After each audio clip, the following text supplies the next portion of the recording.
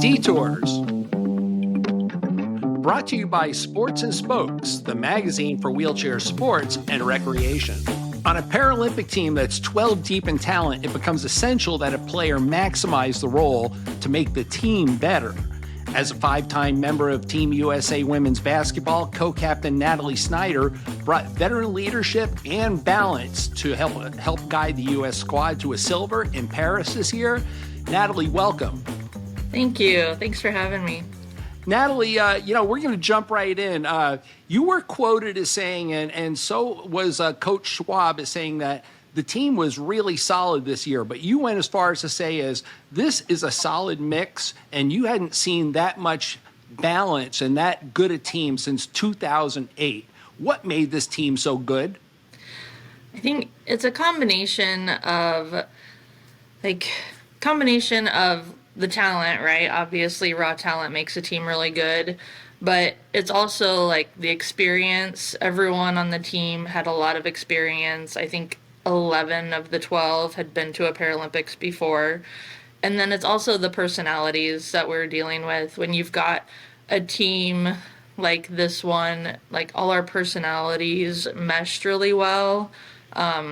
Yet we weren't all the same. We had a lot of variation in our backgrounds and personalities, but we still meshed really well, and that's really hard to find with 12 people.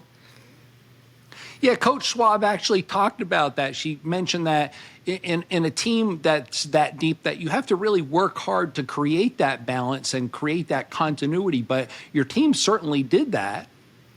Yeah, I felt like we did a really good job of being competitive in our training sessions, but then also having a really good balance of just like having that respect and care for each other off the court, just as human beings. And we got to know each other at such a level where, we really had that family atmosphere, even when we drove each other crazy, because when you spend all that time together, you drive each other crazy, eventually.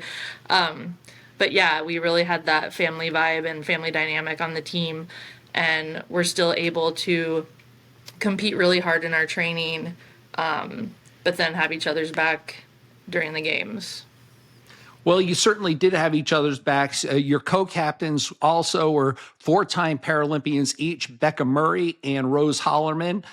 You had a pretty dynamic team. You've got some young talent coming up with Exalt Gonzalez. You had Lindsay Zerbrug out there. Well-rounded. It seemed to me like this team really meshed at the right time. Yeah, it felt really good out there. We all felt really confident going into our crossover and tournament time. Everyone got the experience they needed. We just were feeling really good about how we were playing going into our semifinal against China. That was a game where, had we not been mentally prepared, we would have lost. China actually is the team that knocked us out in the semifinal. They beat us in the semifinal in Tokyo. And so had we not been mentally and physically prepared for that game, it would have been really easy to fall back and drop that game. But we were just really well prepared, and I think with all of the experience we had and the momentum our team had at that time, that was a really big win for us in that semifinal game to put us in the gold medal game. Right. So as a 5-time Paralympian, thinking back now, you've had 5 games under your belt. That's 2 decades. That's a good that's half of your life, essentially.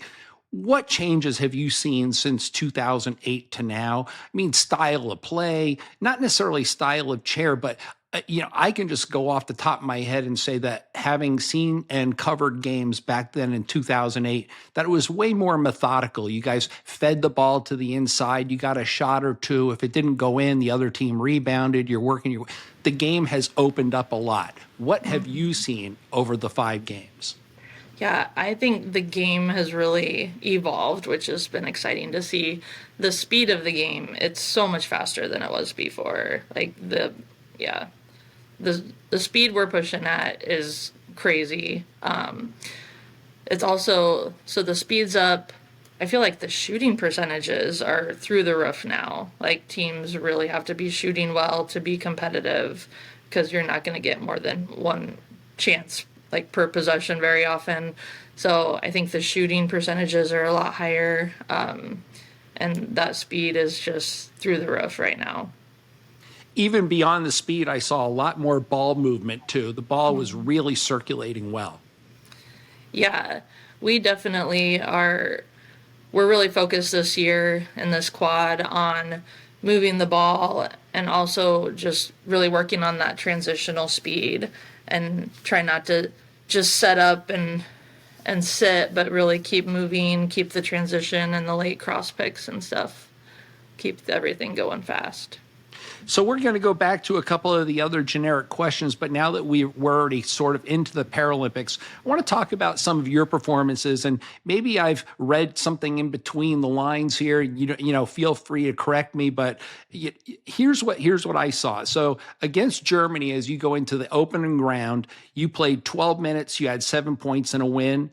Against the Dutch, 2 minutes, no points, and your only tourney loss going into the quarters, the semis, and the finals. And then against Japan, you played 18 minutes, 4 points, and a win. Against GB, 11.6 and 6 points in the win. And then against China, 13 minutes of play and no and you didn't score a point.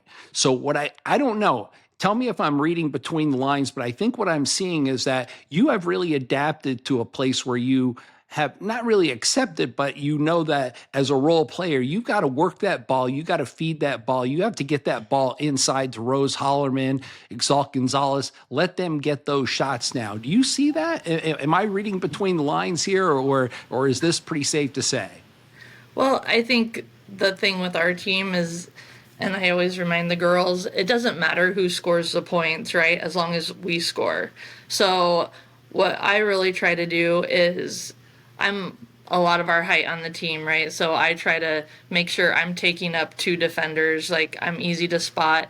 I want them to require to take two girls to stop me so that my teammates get open to score. So whether that's a screenshot behind me or someone is able to flash in the key while I'm keeping the defense busy, that's what I really want to do to help open up my teammates because I don't care who scores as long as we're in the plus column when I'm in the game. So, and you've got good height at five, that sounds crazy, but from a wheelchair, but 5'9", you've got good height as a 4.5. You're a high value player. So, you know that you have to, when you're out on the floor, you've really got to pay attention at all times. Make sure that you're performing up to par so that other people can play their game to their best ability. Right. Yeah, I've got to make sure I'm an easy outlet when we get a rebound. I get a lot of rebounds. So making sure that either I'm getting the rebound or I can be like an emergency outlet if our class ones get a rebound.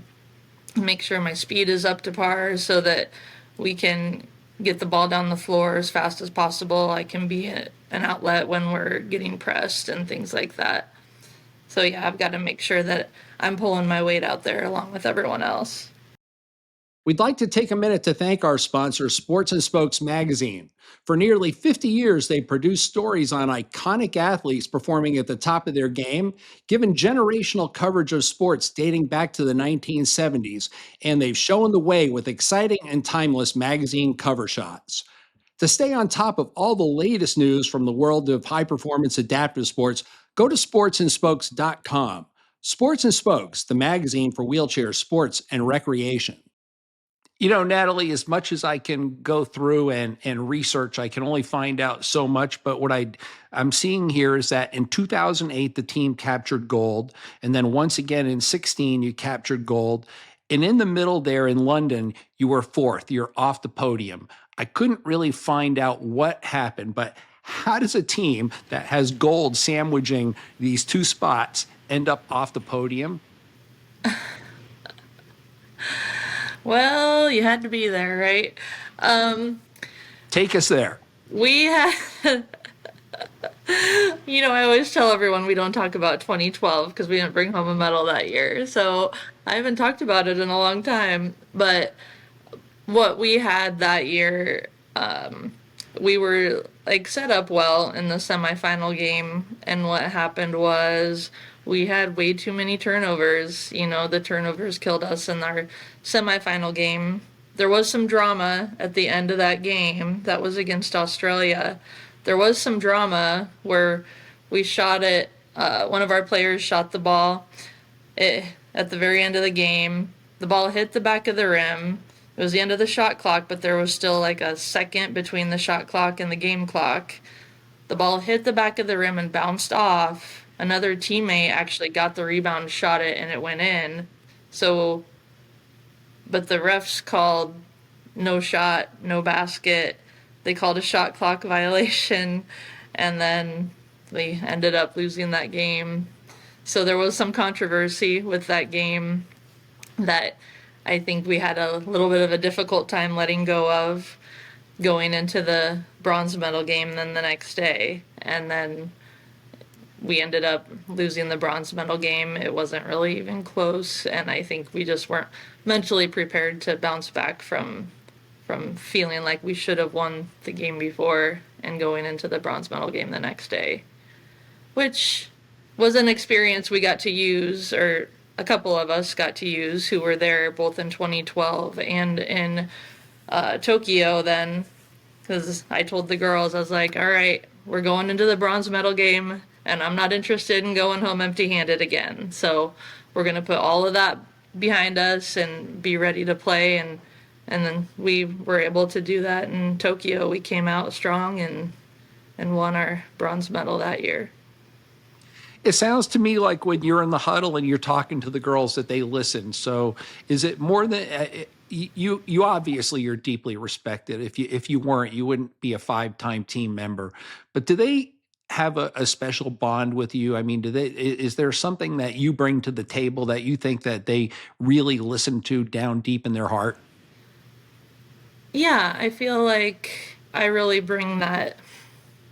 Gosh, I don't even know what to call it, but yeah, the girls really, they're always like super respectful. You know, we're friends and teammates with all of them, and they really listen to what I have to say. They know that I have all of these years of experience, and they are really good about listening and taking advantage of my knowledge. And I try to make sure that I use my experience to make everyone better.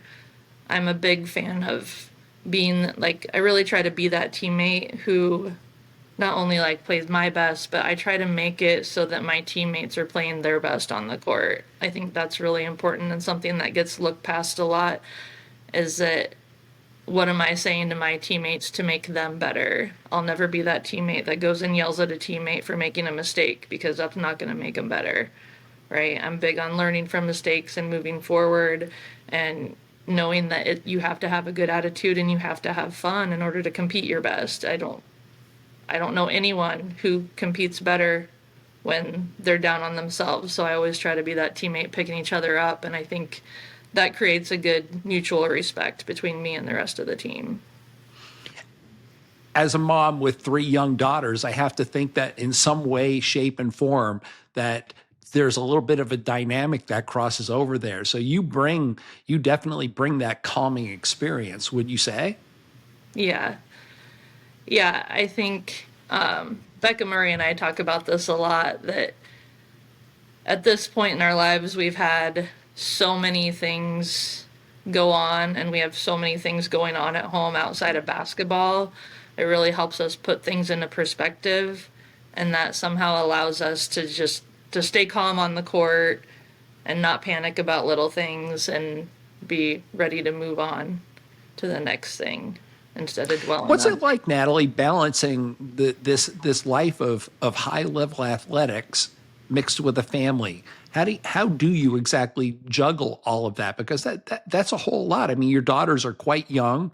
Obviously, they've all got their school activities, intramural sports themselves, and here you are trying to make practices, and these aren't just club level practices. I mean, you've got to be ready to play. So how do you balance family and sport? It's hard. It's not easy, but I have so much help at home. What's really great for me is my husband is all in on my basketball career, and he always has been. Even when I'm like leaning toward retirement, he's always been the one that's like, I think you should keep playing. And I'm like, you realize that's a lot more work for you if I keep playing, right? But he's been really supportive, and I wouldn't have been able to do it without him because it is like you say, the kids have tons of activities. So we're balancing me being gone a lot. These training camps, we end up flying to Colorado Springs or Birmingham every month, or even, we went to China this summer. So it's a lot to balance, and it takes a lot of people helping. It takes like our parents and my sister, like family members are always pitching in to help with the kids. But it's also it's been a really valuable experience for my kids too. They see what I do in the gym. They see how hard I work and how hard I train. And they're starting to like replicate that in the things that they're passionate about. And that's really valuable. And then That's fantastic. are my teammates have taken in my children as like their own nieces. So that's been really cool to see. At 16 years old, you reached the high school basketball finals, and it didn't actually say, did you win those finals for starters? No, we didn't. Okay. Well, that's answered. So, so not long after that, you deal with your cancer. You come out and you start dabbling with volleyball. People are trying to get you back into sports, but it seems to me as though basketball was really your first love. And, something that you said sort of resonated with me. You said that you were dragged into your first basketball practice and it was 3 hours long and you came home with 15 blisters on your hand. I don't know how you came up with exactly 15, but it sounds like a good number. Yeah, I used to count them. I mean, I think 19 might have been my record. I don't know if I got into the 20s. Yeah, I got the worst blisters. But yeah, that first time, like the first time in a chair, all the starting and stopping, like I hadn't even thought about it, but it takes a toll. It takes a toll on your hands, especially if you don't have calloused hands, because I'm not a wheelchair user day to day. I don't use a day chair. So my poor little hands had no idea what was coming to them. It was rough. Yeah, so you're out there doing line drills, and yeah, I can only picture it. But I know the reason I say that, and I just relate to that because I remember when someone gave me a race chair. Being a cross country runner, it was just a natural inclination where I went to, and I did the same thing. I rolled around in that chair till I bled. But that's the factor. I mean that I think that comes into somebody who plays on a Paralympic level like you do. It's an addiction. I mean, when you get involved in it, this is something you really want to do. No one's forcing you to do this. That's right. It's like once you get a taste of it, you can't stop. Like I had no idea how much I missed playing and being on a team. Like I knew I missed it, but and really wheelchair sports, it's the same sport, but it's a different sport, right? So it was just like falling in love with the sport all over again. Going into the final in Paris, you had to know that it was going to be tough. You had already lost to the Netherlands in round play. Berger and Kramer are just monsters in the middle. I mean, they're such a dynamic duo. They accounted for half the team's points in just about every competition that they were in. How hard was it going back to face them in the final, kind of knowing that you're going to be dealing with the same sort of outcome potentially? I actually was really confident going into that game. We played them when we were in China this summer, and we beat them this summer. And I was hoping that would be a really good confidence boost for the team. But yeah, they shot lights out, and they had too many second chances, and so that's something that we knew going in. If we wanted to win that game, we really had to limit their inside shots, make sure they didn't get offensive rebounds, and unfortunately, they got plenty of chances, so they came away with the win. But Yeah, I I felt saw that confident. they had 22 rebounds, which obviously way too many second chances, and that was probably the nail in the coffin. Yeah. Yeah, I think it So was. so Natalie, here we go. There could be a potential sixth Paralympics. You would be 45 years old. Are you looking that far down the road, or are you still absorbing and accepting and being happy with what happened in Paris? I'm Yeah, well, we're still like in the Paris recovery time, but I'm leaning toward not going for a sixth one. My kids are getting to the age where they're involved in their own activities, and I really want to be there for those. However, I did tell my husband that I reserve the right to just show However, up to tryouts. I might just decide to show up to tryouts that year, but I don't plan on training over the next couple of years at least. So, but I'm pretty sure I'm retired. Pretty sure. Natalie, it's been a storied career. 5 Paralympics, 2 gold, 1 silver, 1 bronze. I can see all that hardware behind you. I know you're very proud of what it is that you've accomplished. I can say that we're proud of what you accomplished because it's been a really, truly amazing career. I'd like to really thank you for your insights and congratulations on the silver in Paris. Yeah, thank you so much. And thanks for having me on your podcast. I appreciate You it. bet.